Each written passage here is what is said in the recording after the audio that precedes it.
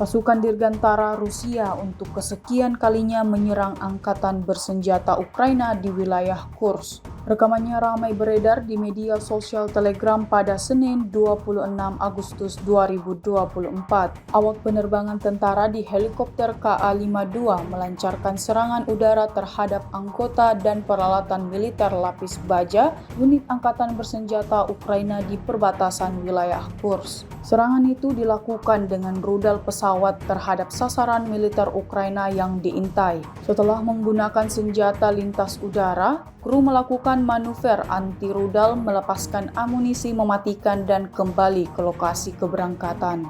Menurut laporan pilot pesawat, personel dan peralatan militer lapis baja angkatan bersenjata Ukraina hancur total. Insiden ini disebut-sebut menambah daftar panjang kerugian yang didapatkan prajurit angkatan bersenjata Ukraina.